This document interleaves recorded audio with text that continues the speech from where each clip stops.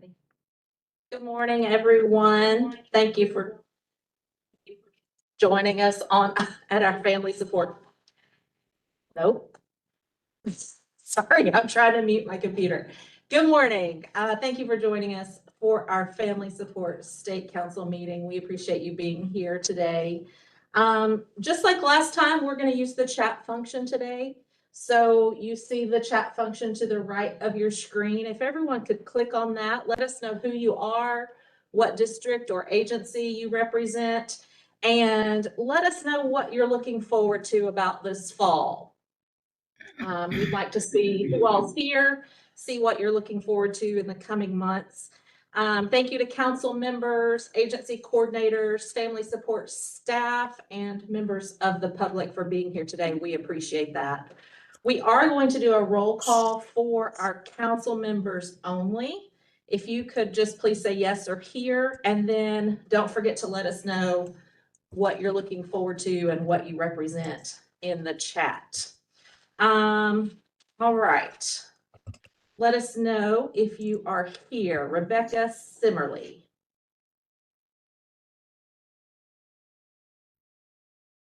Lori Kiefer. I'm here.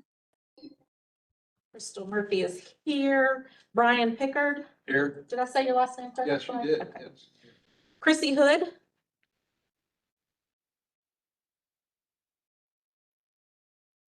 Kimberly Boyd.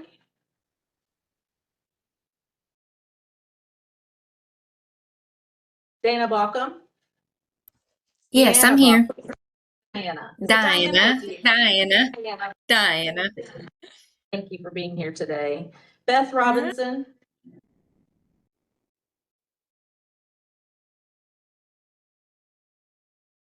Beth, I'm sorry. Did you say here?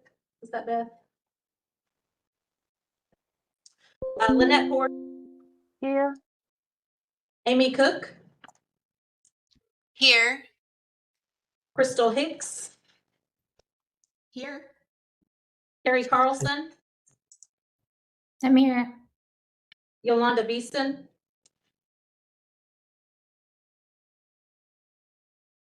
And Shannon Pargett. Is it Pargan?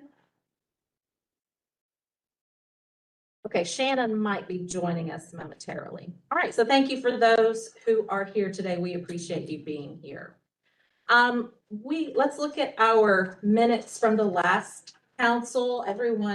Or from the last meeting in May, everyone should have had a chance to review those. Were there any questions or changes or comments regarding the minutes from our May meeting?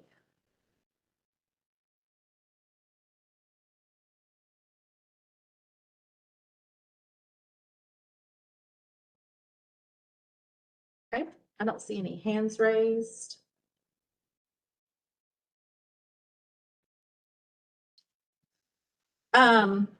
Let me pause 1 second and go back. There are 2 call-ins. If you could let us know, if you're calling in, just let us know who you are so that we have your attendance for the notes. We can't see your name.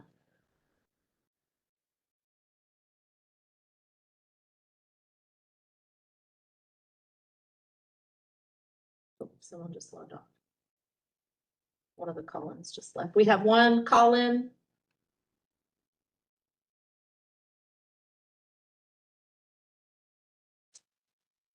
So it looks like Phil Garner. He just posted in the chat. And then the other calling user dropped off. Okay, thank you, Phil. Appreciate that. All right, so back to the minutes. Do we have a motion to accept those minutes as they are presented? I make a motion. Okay, we have Brian, and who was the second? Crystal Hicks. Still Hicks, thank you. We appreciate that. Let's do a roll call vote. I am going to go ahead and call everyone's name and to just check and see if some of our others may have joined us in just the last few minutes. Rebecca Simmerly. Lori Kiefer. Accept. Accept, thank you, Lori. I accept as well. Brian accepted. Christy Hood. Kimberly Boyd. Diana Baucom, Yes. Beth Robinson, Lynette Porter, Yes. Amy Cook, Yes. Crystal Hicks, Yes. Terry Carlson, Yes, I accept. Yolanda Beeson, and I'm sorry, Yolanda, I didn't give you a chance. Shannon, Yes. do you accept the minutes as they were Yes. presented? Thank you very much. Yolanda, I didn't give you a chance to respond. Are you with us? I don't think she's with us. Okay. All right, thank you, everyone. I'm going to turn it over to Jenna, who has some updates for us. Good morning, everyone. This is Jenna Martin. I wanted to start by sharing with you all a little information that we received recently from one of the coordinators.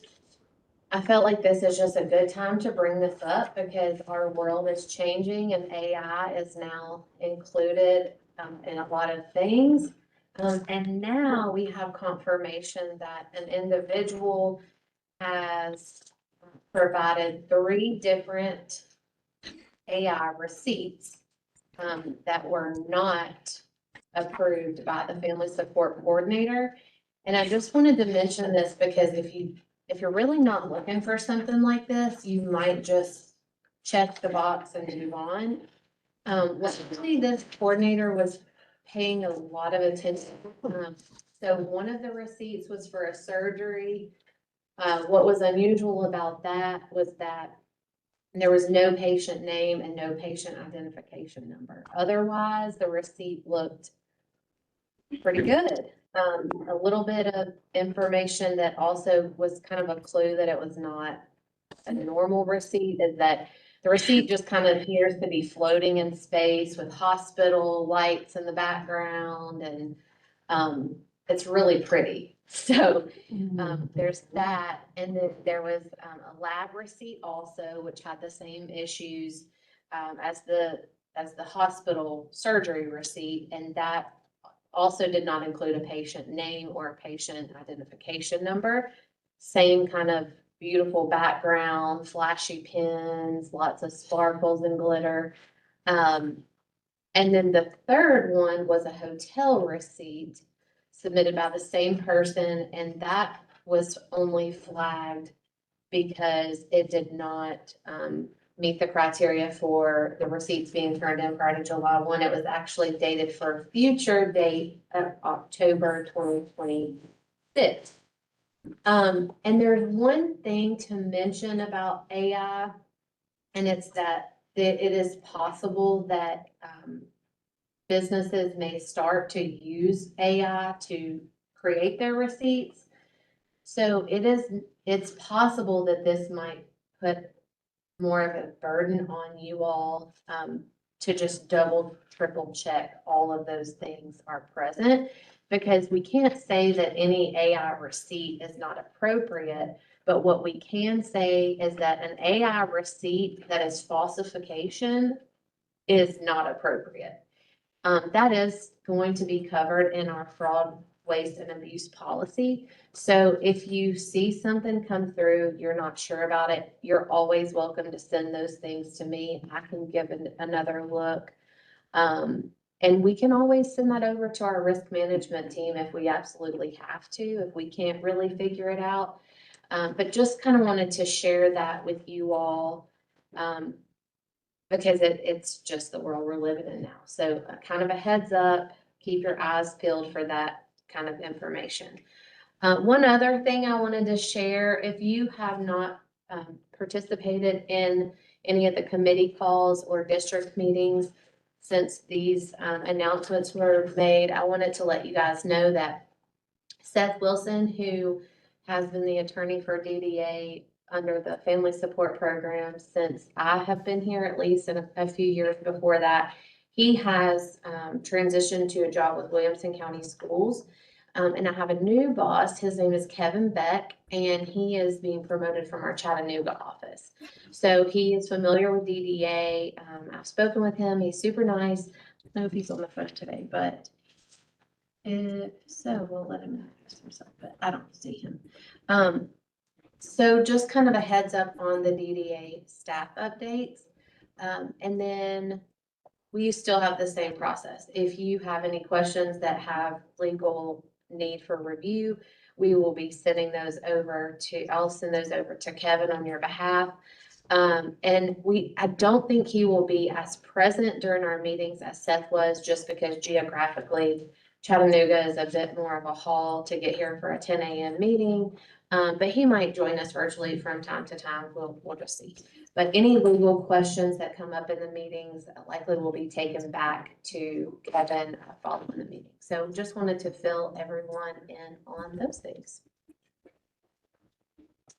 All right, thank you, Jenna. Any questions about the updates from Jenna? I don't see any hands raised.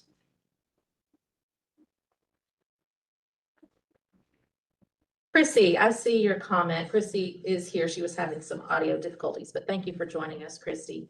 We appreciate you being here. Okay, we're going to move on to our committee discussions. Carrie Carlson is our Policy and Procedures and Evaluations Committee Chair. She was unable to join us at our meeting last week, so I will present the conversation for that committee. We discussed the definition of daycare in our service definitions. And the reason for this discussion, Jenna had met with the Department of Aging, is that correct? And they let us know that their new policy, kind of statewide, is to not refer to adult day programs as daycare, but to call it adult day services. So we want to make sure that we are in line with them on that change. Up until now, our daycare definition has been the same. The word daycare just included children and adults. So we are modifying, you can see Jenna has the definition on there, and this is what we are proposing as our updated definition. It says daycare for children or adult day service is a service that typically provides out-of-home care on a regular ongoing basis. Generally, daycare/adult day service is provided to enable a caregiver to engage in a regularly scheduled activity such as employment. These services may or may not be provided in a licensed program. So we aren't really changing the definition. We are just including adult day services as part of our daycare definition. Did I cover all of that correctly, where that came from? Do we have any questions on that? I see a hand, I think. No, I do not see. So I have a question. Yes, sir. So adult day service, it says the definition provide the caregiver to engage in regular activity. It's isn't it also for the client to broaden or enrich their daily activities? Yes, yes, it is. Does that need to be stated in? I don't think so. This is just kind of the definition that has always been in place.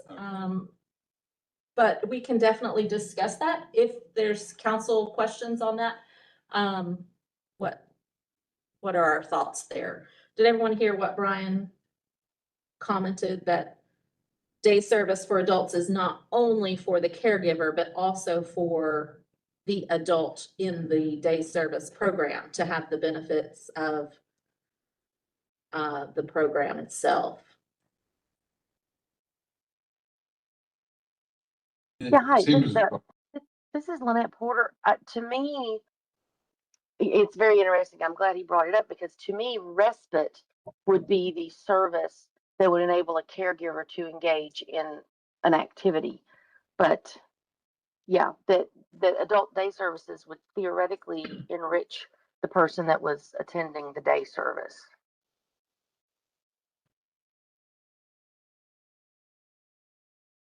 I think because we just took the old daycare definition, but I think, what you guys are saying definitely makes sense when you're applying it to an adult versus a child.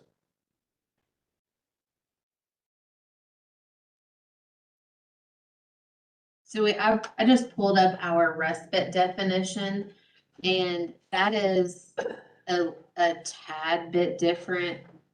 This looks more like something that has traditionally been used, not on a daily basis. So the adult day service is more like a daily and regular occurring service, where someone might go to a day center or something like that.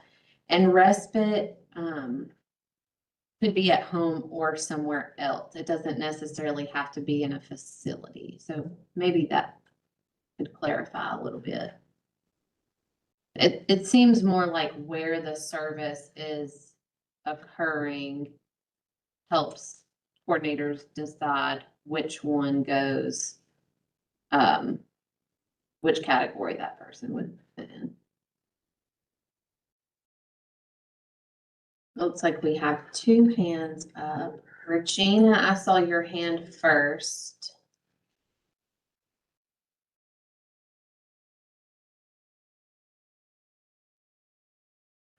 I put something in the chat. I didn't know I raised a hand.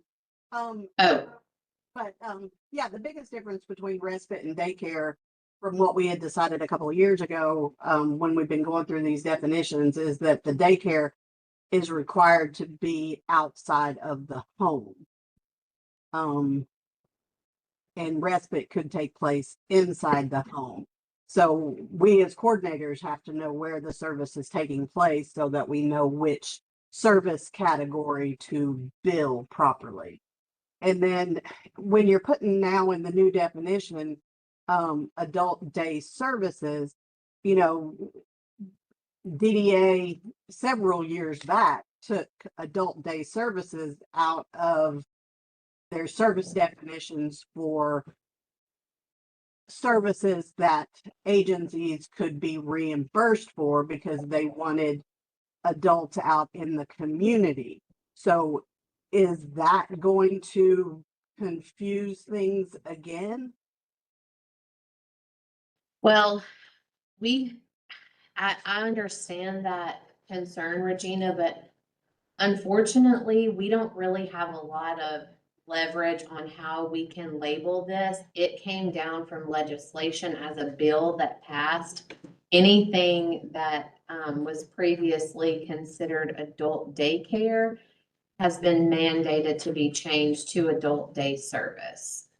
So we just took that legislation and we just discussed how we could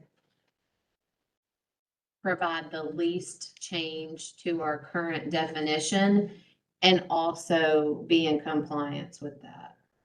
Yeah, I don't have an issue with adult day services being in the definition. I just wanted to make sure it's not going to muddy the waters from the decisions that was made from DDA several years back when they eliminated adult day services as a service. So It very well may, and after the council votes on what they want this to look like, this still has to go to DDA, to our commissioner, to Jordan, to Bo Hickman, and all of the executive leadership team for their review and approval. So if they have any adjustments at that level, then I'm sure they will let me know before we make this official. But yeah, I understand where you're coming from on that for sure.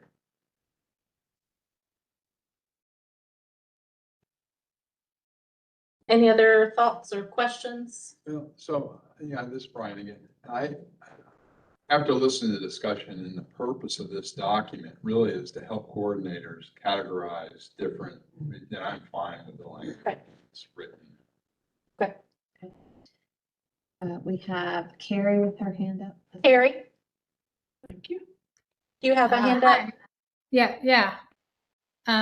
Yes, I did have my hand up. Thank you. Yeah, I was just gonna say I appreciate changing the language to adult day services. And did not. I was gonna comment on any hesitation to changing it. I think it's a good change, and we should keep it there, especially for clarification between the two, as it relates to, as everybody said, the difference between respite and adult day services, especially.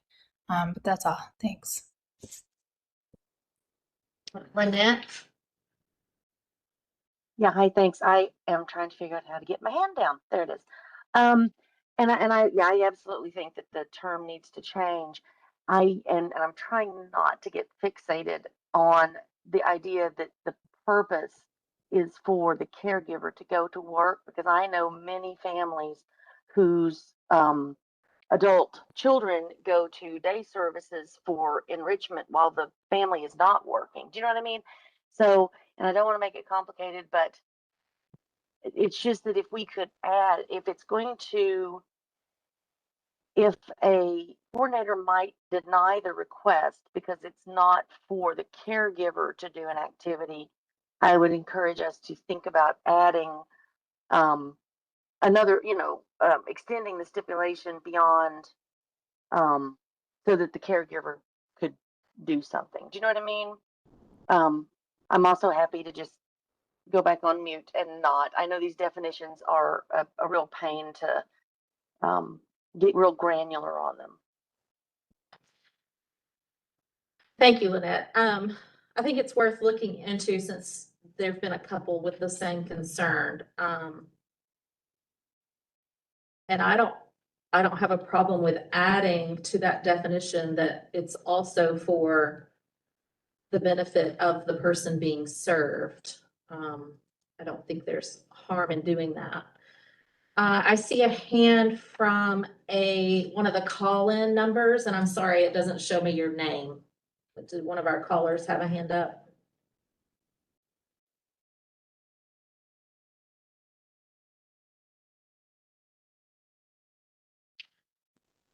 Chrissy Hood, I see your hand as well. Yes, I'm going to agree with Lynette. I would give anything for there to be an adult day program for Elena to attend, because it would enrich her life. And when they age out of school, a lot of them just have to stay home. So I completely agree with changing that. I agree with changing adding the adult day services as well. And then would also add that not everyone utilizes DDA for their adult day programs. A lot do private, and therefore they don't actually have to meet the same requirements that DDA does. And I would hope that we would continue to cover the cost of private and or what is covered by DDA expenses, so that families have the choice, because I know in rural areas, a lot of times there is not an option unless a church opens up something that is private pay instead of running through ECF or TennCare or anything. Lynette said the family she knows are private pay as well. Yeah, I don't think that is excluded in our definition. It would definitely include private pay, just the same way daycare for children. Did someone else have a comment?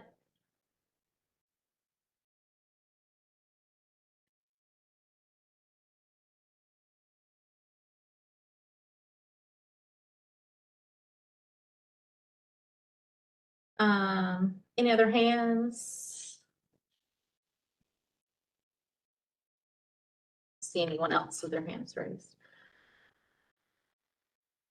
I did pull up the appropriate and not appropriate list here, and I think that this is also something that coordinators reference, and it states under appropriate, the family may have a child or an adult who cannot stay alone and will pay a daycare center to watch their family member during the day. We would probably want to make those adjustments to this as well, and put adult day services.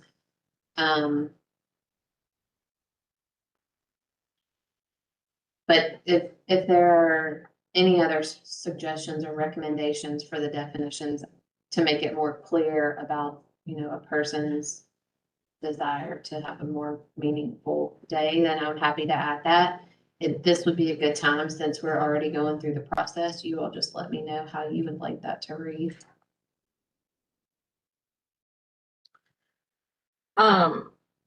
So my suggestion would be to say, so it says generally daycare, adult day service is provided to enable caregivers, blah, blah, blah, such as employment. After that, I would say, something to the effect of, these services may also be provided for the benefit of the individual. I don't know how exactly we'd want to word that, but.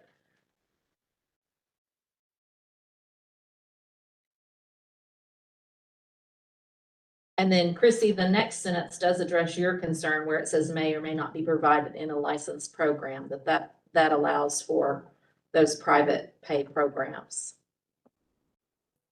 Correct. I think my comment was more about how in the past DDA had said, Regina's comment about that is just keeping in mind that Gotcha. not everyone does, you know, process things through DDA and such. So that was just a comment more so than anything.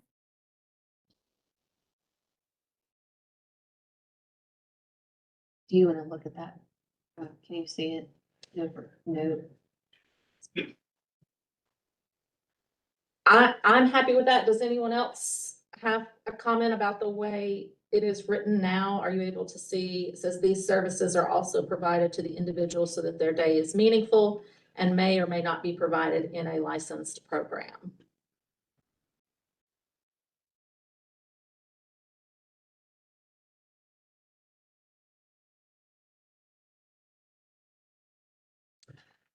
Since we changed it from what the council recommendation, we would need a motion to accept the changes. This is Lori. I make a motion to accept. Thank you. Do we have a second? This is Lynette. I'll second. Thank you, Lynette. Let's do a roll call. Lori Kiefer, Accept. Crystal Murphy accepts, Brian Pickard, Chrissy Hood, Except. Diana Baucom, Accept. Lynette Porter, Accept. Amy Cook, Accept. Crystal Hicks, Accept. Terry Carlson, Accept. Shannon Targan. Did I miss anyone on the council? Have we had any other council members join us? It's Rebecca. This is Kim Boyd. Rebecca, Simmerly. I heard Kim and Rebecca. So Kim, Kimberly Yeah, Boyd, I accept. I accept. and Rebecca accept as well. Thank you, ladies. Thank you for joining us. All right, so we will send that on for final approval. Thank you, everyone, for that. So that was all from the Policy and Procedures Evaluations Committee. I'm going to turn it over to Chrissy from the Public Awareness Training and Nominating Committee. I was not in the meeting. I was on vacation, so I will give it back to Jenna or someone that was in attendance. I apologize. All right, thank you, Chrissy. I forgot that you were not with us. All right, so we'll turn it over to Jenna. All right. Thank you. Thank you. Thank you. This is Lynn. It sounds as if you guys are nominating board members. Excuse me? Sorry, we missed that. Thank Can you. Thank you. This is Lynn. It sounds as if in the agenda you're beginning to nominate board members. We haven't quite got there, but yes, that is an agenda item. Thank you. Just checking in. Okay. So the next discussion we have is regarding the family support survey. Are you all seeing this? Yes. Okay. So hate to do this to you, but I'm getting a phone call and I need to make sure. That's okay, okay. I will attempt to further this discussion. Jenna has to step out for one moment. So we had talked at our last meeting in May about the survey results that Jenna received. And there were a couple questions where it was clear that the people who took the survey were not understanding the question. They were giving answers that we weren't necessarily looking for. And so we looked at that just to clarify those questions. I do not have control of Jenna's, let me see if I can get control of Jenna's computer to show you those questions.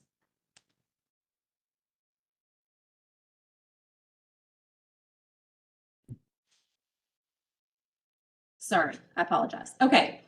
So if we look at the survey at question 8, the question previously was, where did you meet your family support coordinator?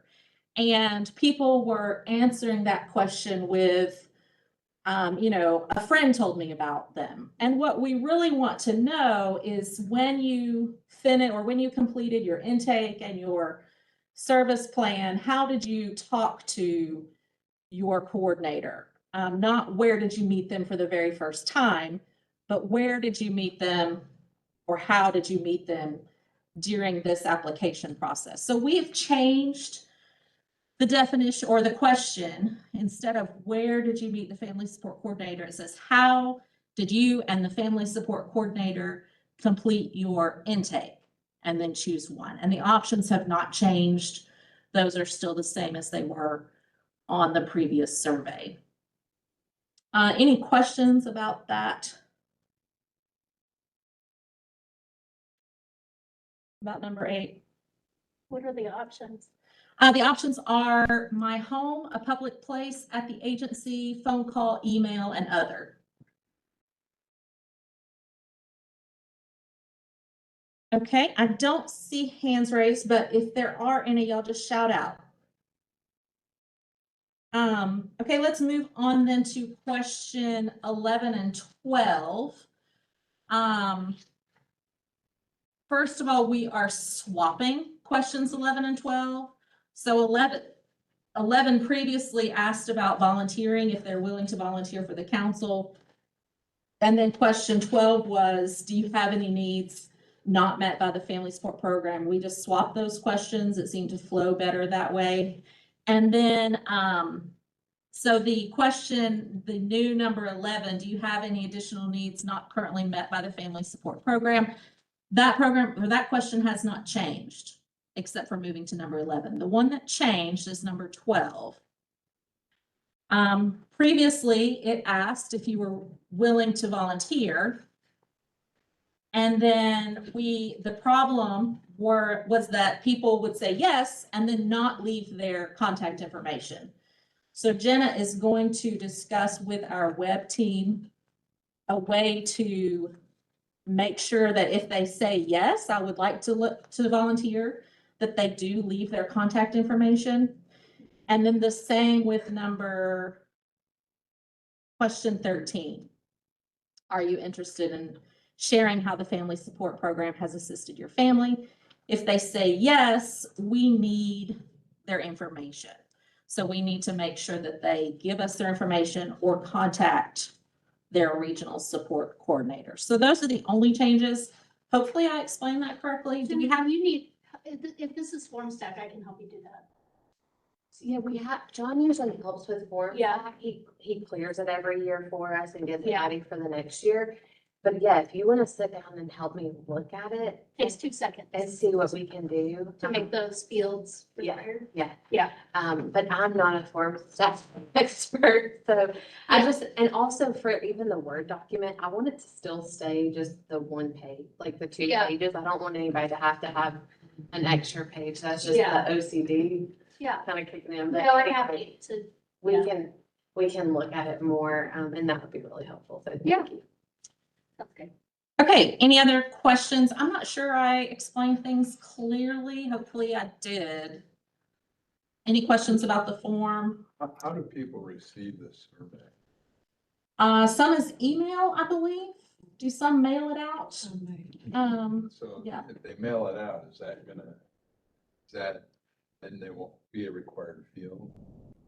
So here's the thing, even on the ones that get mailed out, there's always the link provided at the top for English and Spanish, so families can go in and complete that online if they have the technology to do that.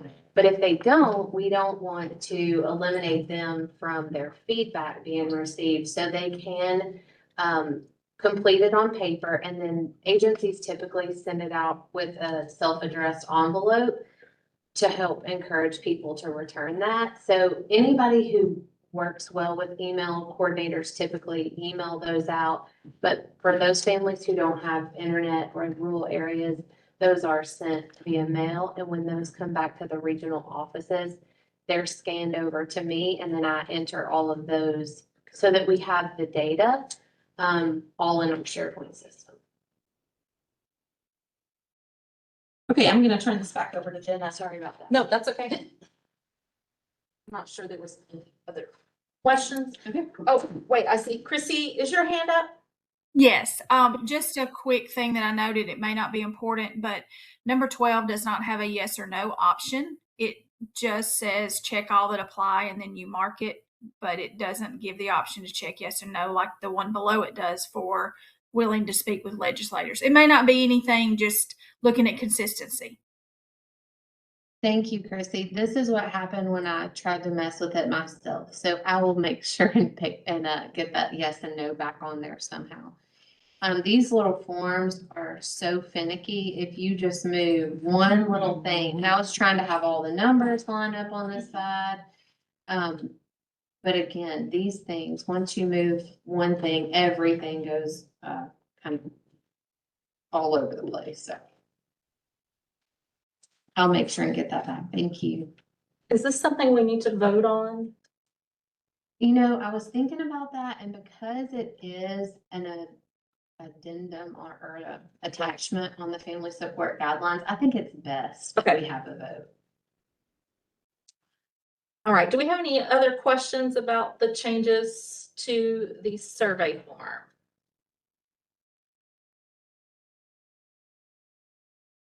Okay, and since this is being presented from a committee, we do not need a motion, but we will do a roll call vote as to whether or not you approve of the changes.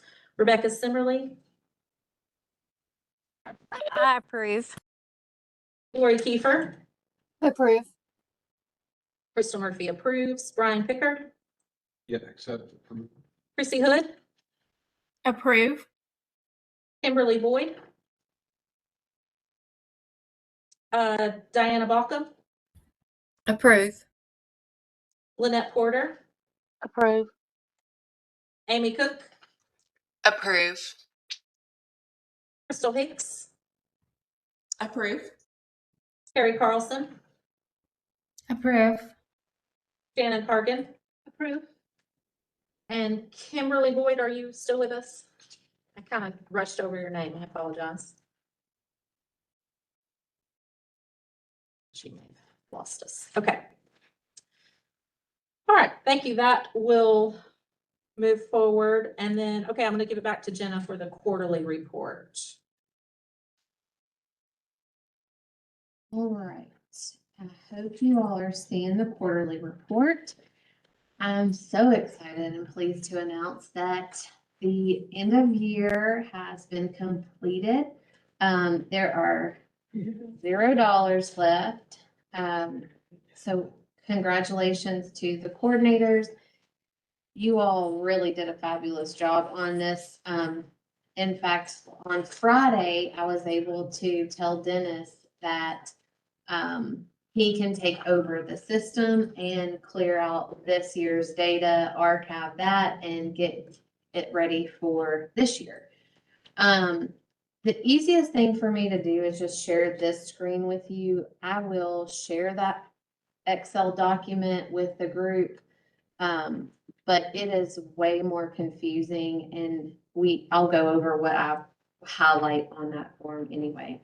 So the Family Support Program had 5,112 active participants in the fourth quarter this year. Though 14 of those people had an intellectual disability, 86% had a severe developmental disability other than an intellectual disability. Autism continues to be the highest served disability with 1,894 people.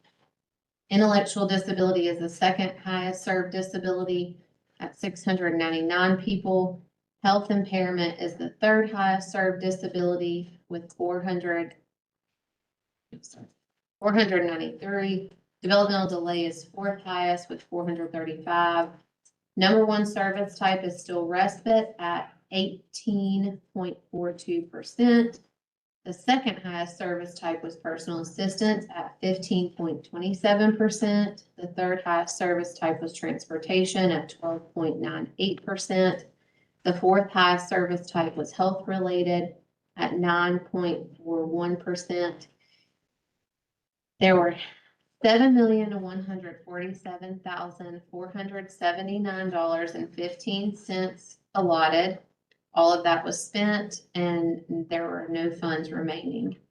At the end of the fourth quarter, there were 262 people waiting for the program. Let us say third. Yeah, I'm gonna have to go. Okay. I did that this morning Gotcha. before y'all got here. Before these meeting minutes go out, all the thirds will be changed to fourth, but, you can see that over. Oh, gotcha. It took me that long to catch it. There's a couple of them. Any questions about the quarterly report information? Thank you, Jennifer, listing all of that out. It's much easier to see in that format rather than the spreadsheets.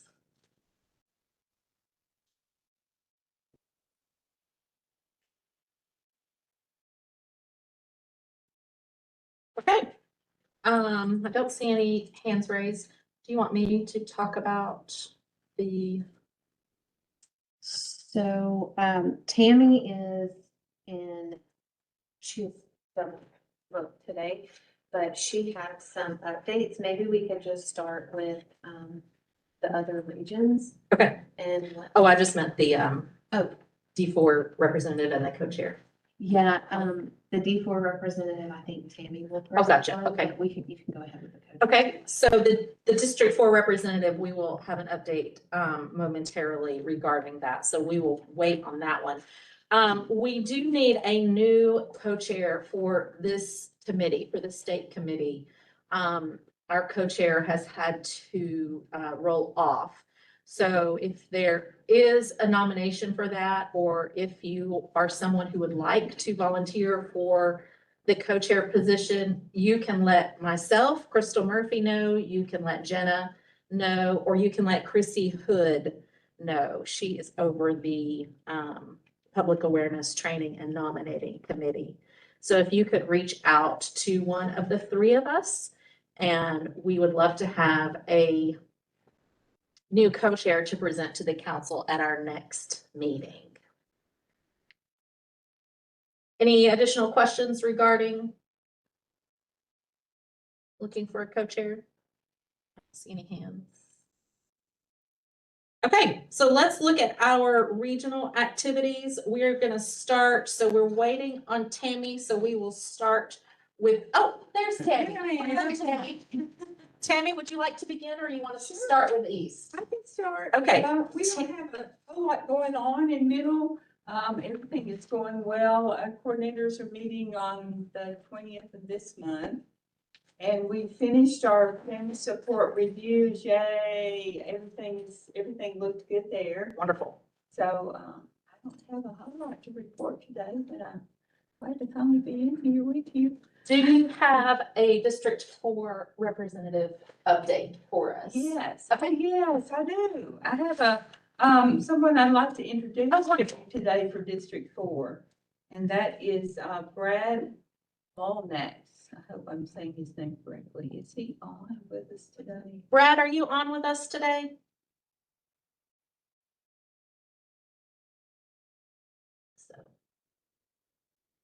Okay, Brad is from Smithville, DeKalb County.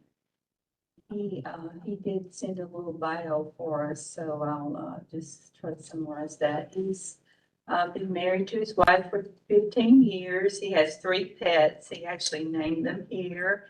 And he's a graduate of DeKalb County High School. And he went to Tennessee Tech Technology. And then he works now as the DeKalb County director. He's the, of the 911 director in DeKalb County. So he has a big job there. He has a passion for caring for others, whether that be answering the 911 calls or working as a nurse in the ER. And most recently, as a flight nurse with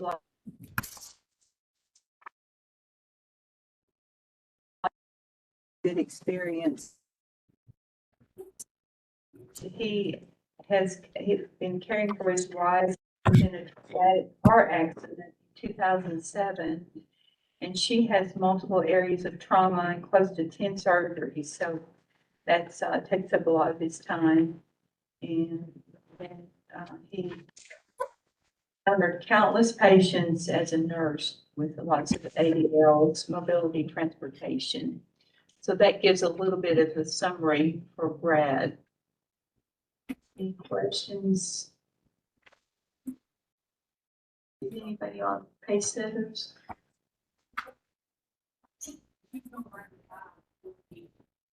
Um, I have a Yeah. question. Can people please mute their sound? Because I can't hear anything because somebody's not muted. Thank you, Carrie. Yes, can everyone please make sure you are muted? All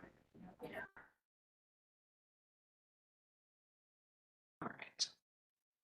Is anyone from Pace Setters on with us today? This is Misty. Oh, Misty. Hey, Misty, did you have anything to add about Brad?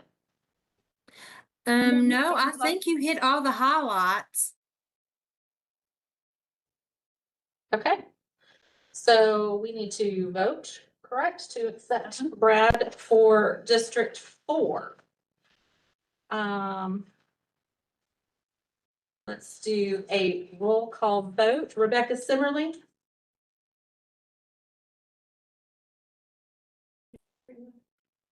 Oh, we muted everyone.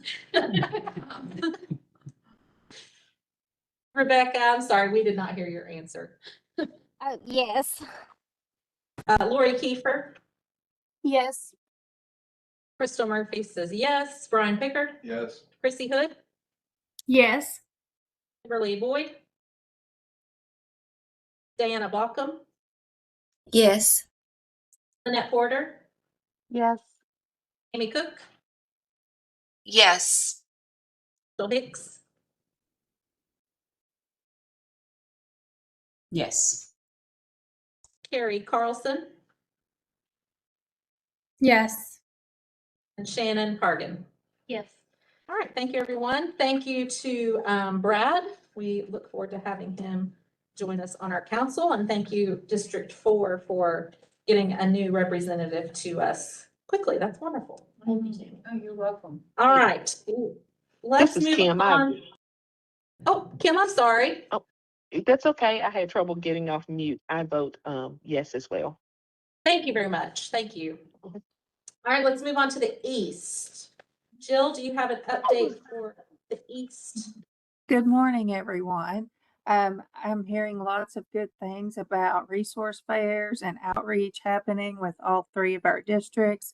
I did get a summary from the Arc of Washington County, and I see Lori and Stephen on here, so I'll let them describe that for you to get the kudos for that. They had a state representative actually expressing support for the program, and we have a new coordinator, Stephen. Sorry, Stephen, I don't mean to put you on the spot, but I see your face. So everybody welcome Stephen to District 1. He's with the Arc of Washington County. And yeah, that's all I have. All right, thank you, Jill. Welcome, Stephen. And you said you were gonna have someone else give us an update? Well, if Lori or Stephen would love to give the update that you sent to Tanya, I would love for you to do that. Jill, this is Lori. I'm not sure if I got that. Let me send that to you. Thank you. Or I can read it off if you all would rather me do that. That's fine. Okay, it looks like let's see, let me pull that up. They set up a booth at a community resource event in Greenville. They made lots of contacts, handed out several applications. They met a representative from the local Texas Roadhouse, and that representative told them that they would help organize fundraisers with nonprofit community assistance companies, and she would like to help people with needed projects that require more funds. So that's kind of cool. The 5th District State Representative David Hawk came to their resource stand and introduced himself. He expressed he's very much in favor of the family support program. He told Lori and Stephen when it comes up for discussion, he always talks about how wonderful the program is and how he supports it. Let's see, the Department of Health and Children's Services were in attendance. They gave Lori and Stephen some information about the CHAMP program. I'm sure most of you are aware of that program. Let's see. She also received a flyer from the Children and Youth with Special Needs Healthcare Needs program. And that's a program that focuses on helping families with children that have disabilities get some of the same services that the family supports. Let's see.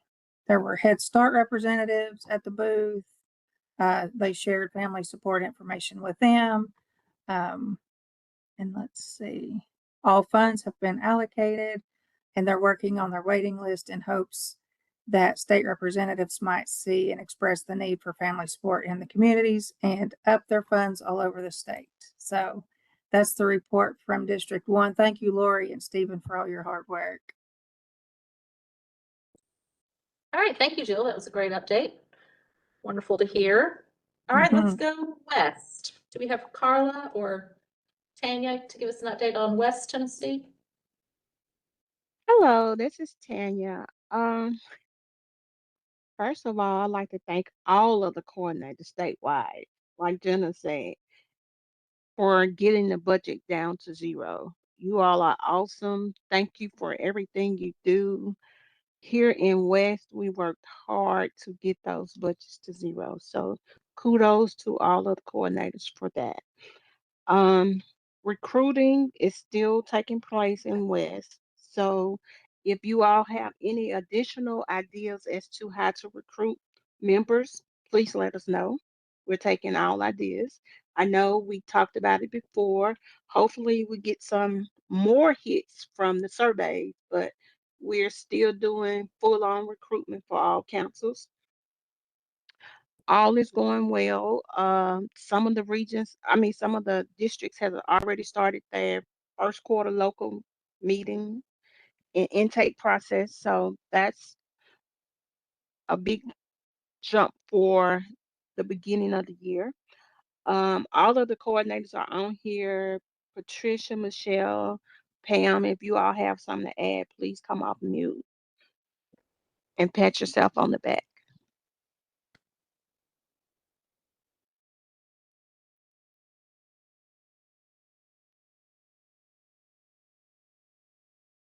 No takers?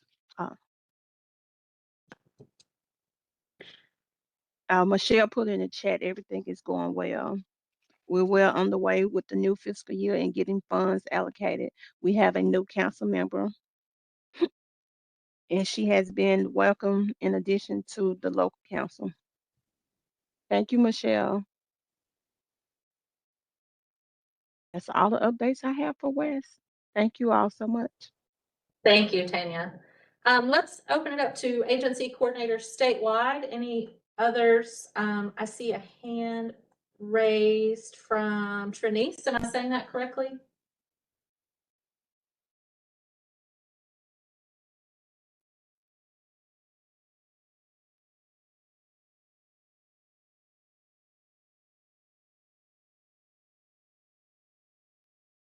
Okay. Any other state or agency coordinators? Oh, there's Trinice. You are muted. We cannot hear you.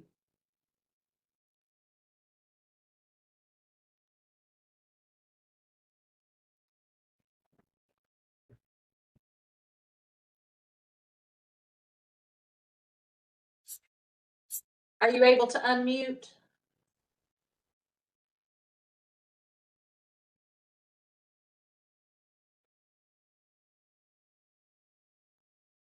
Do it.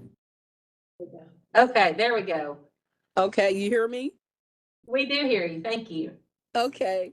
Yes, I'm just here on the part where the public comments, but Miss Carla gave me an invite, and I appreciate that here in West Tennessee area.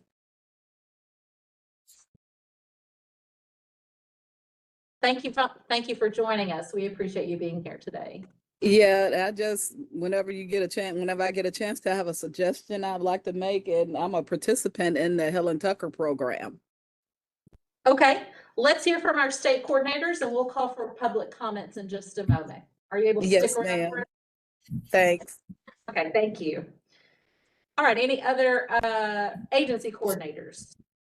Have any comments, update for us? See, Melanie, do you have your hand raised?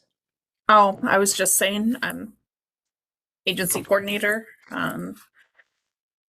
One thing I just wanted to mention, maybe I'm not sure if this is the right time or not, but we have started a support group in our area called the Family Connection. We sent that out with their annual paperwork, and our first meeting is going to be on the 11th of August in the Waynesboro area. And then we're hoping to maybe expand that out, within our district to maybe have a couple different areas that might be able to come together and offer some support and some time away from being a caregiver, and just, maybe have some speakers and things like that. So we're giving that a shot. That's wonderful. And thank you. After you guys have that going for a bit, I'd love to hear an update. Okay. Maybe at our next meeting on how Sure your thing. support group is going. That sounds great. Okay. Any other coordinators have an update or comments? What about from our district council members who are with us today? Any comments for us? You can probably give a quick update. Yes, sir. District 5. Go for it. Yeah, this is Brian Pickard. We actually, District 5, Middle Tennessee, we met on June 3rd and with the different coordinators in attendance. And we're finalizing the last review in June. I'm assuming that took place. Yes. And I think Errol and a couple others, and Tammy and others participated in that. I think that, so I want to say, you got updates from each of the agencies. Well, some of the agencies we're doing, the coordinators shared that they've had, they worked with some of the local high schools or churches. The churches in particular have lending programs for equipment for people, and they were able to help out with that. And then they've been doing outreach to some of the high schools and to promote the family support program. Seems like that's gone pretty well. But had good updates. I think the last quarter, everybody was scurrying around to spend their final monies to complete all the paperwork for that. And our next meeting is September 3rd. Wonderful. Thank you, Brian. All right, let's open. Oh, Rebecca. Sorry, I just saw your comment. Oh, Rebecca has a goat in labor. Okay, so you've got a busy afternoon. Did you have comments to add for us, Rebecca? Oh, you're just sharing because you were walking around. Gotcha. All right, let's open it up to the public for comments. Trinice, did you want to speak? Oh, yes. First of all, I'd like to tell everybody my name is Trinice Bonds, and I'd like to thank you guys for Miss Carla for inviting me in to share with you guys. I'm a participant of the Helen Tucker program here in Ripley, Tennessee, and I am 100% disabled, was on a mobile scooter here. And my bathroom was just recently modified to ADA accessible to a walk-in shower. And the reason why I wanted to be here today is to suggest that the program makes a little changes. And think about putting in a vendor in place. Someone like Home Depot or Lowe's, someone that is willing, the simple fact, like people like me cannot afford to come up with money to just upgrade their bathroom. And the only reason why it happened, I had to go to some of my family members and that was willing to, put up the money. But then they started getting a little uneasy because it was, the turnaround was slow, but they did get their money back.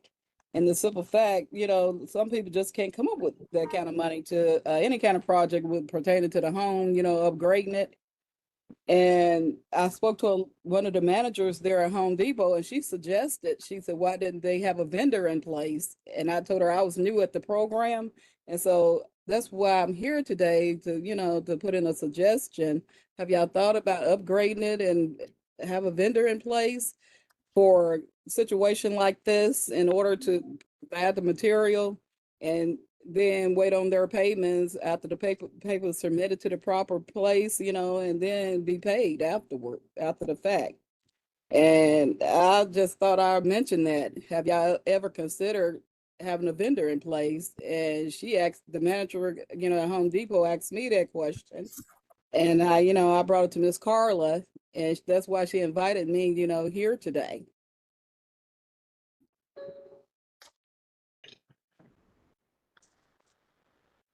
I don't know. That's not something that has ever been brought to the council, but I think it would be appropriate for the Policy, Procedures, and Evaluations Committee to review that request at the next meeting and then report back. Okay. Well, thank you very much, Trinice. We appreciate you bringing that to us. That is not something the council has addressed up until now. I think some of the challenges would be with the fact that we are operating or we're governed by different districts across the state. There's not one vendor that would necessarily be right for every district. Regina says coordinators don't typically put a vendor in place because the family needs to find someone that they know and trust. I typically pay the vendor the family has chosen for materials up front and then after for labor. Thank you, Regina. And that is true. Families who do need work done generally choose their own contractor, vendor, that sort of thing. But no, I'm not talking about this.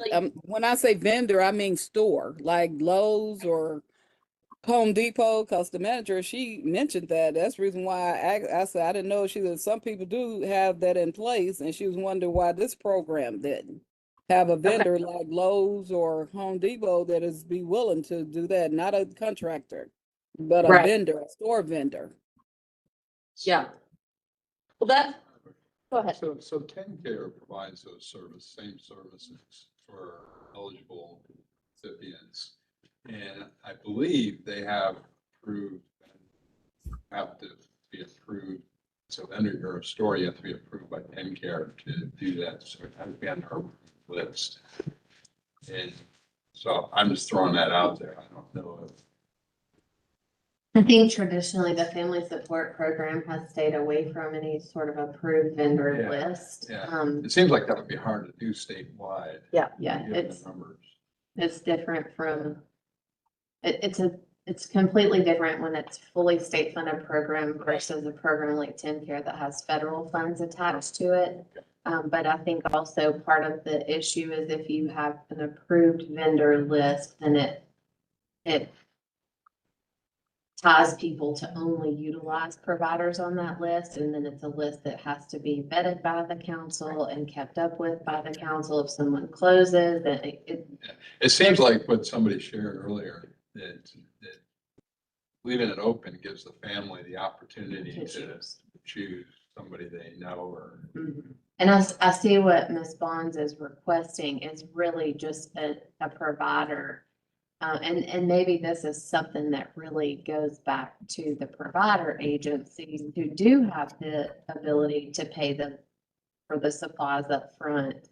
And then, No, they would be paid for the supplies after the paperwork is submitted and the work is completed. well, that's because it's left up to the agencies at the moment. Like Emory Valley Center, they just shared that they provide the funding for the supplies up front, then they just pay for the labor after the completion of the project. So agencies have the ability to make the decisions on how they are going to pay the families, either by paying the supplies on the front end, or they can wait until the whole project is complete and reimburse the family for the total project after. Right now, that's left up to the agency discretion. Carrie, I see your hand. Lynette also said in the chat that it would take away flexibility of choice from the families. We have a panelist suggestion for the council to look at the TCA and see the wording for how the program makes decisions on vendors. So I think Lynette's point is worth noting, that the family support program has always existed with the utmost flexibility. If we had an approved vendor list, that would tie families into only using those vendors. And when you're talking about a program that is operated by how many different agencies? 16 different agencies statewide. What works for one district may not work for another. So that's the challenge we face there. Carrie, you have your hand up? Yeah, thank you. I was just going to say that, this is something good to discuss further.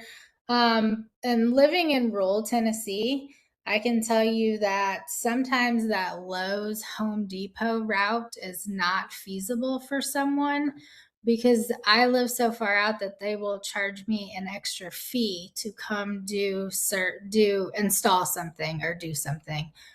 So just what everybody said, it's a flexible program, but that's also not going to work for some of us who live a little further out where there is not a Lowe's or Home Depot. Well, I'm not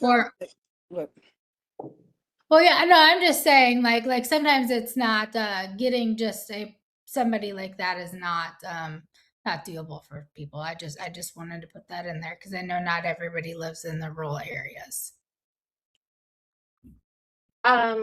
Jill says Greene County. Oh, D1 providers doing it. Okay, thank you, Jill, for that update.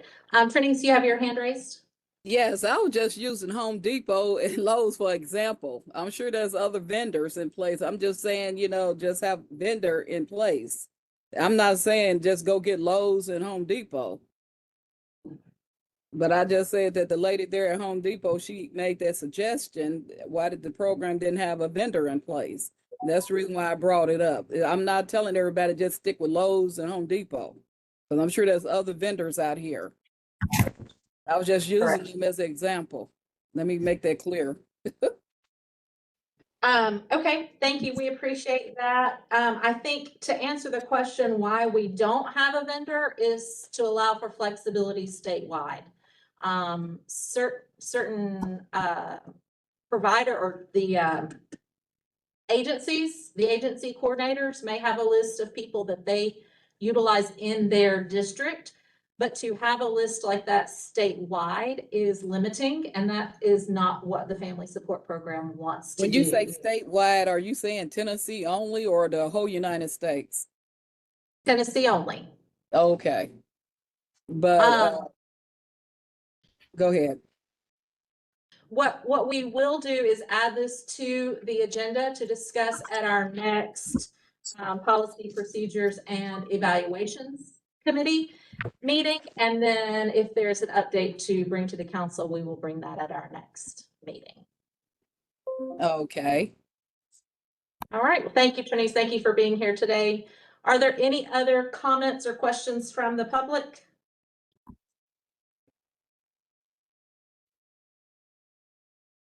To know the call-in users. So if you are area code 423 and your number ends in 88, can you please let me know who you are so we can have the attendance reported accurately?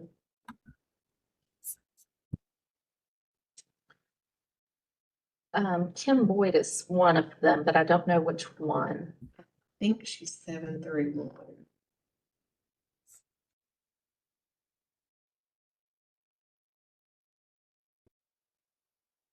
How about this? I'm 731. This is Kim. Yeah, okay. How about the 615 area code and the last two digits are 10?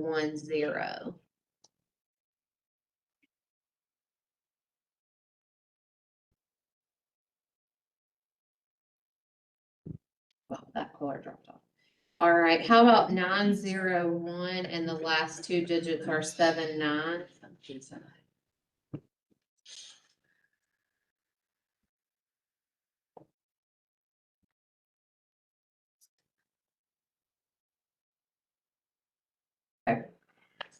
Is that Phil Garner was, He was on, his, I've got Oh. him recorded. Just thought I would check on that.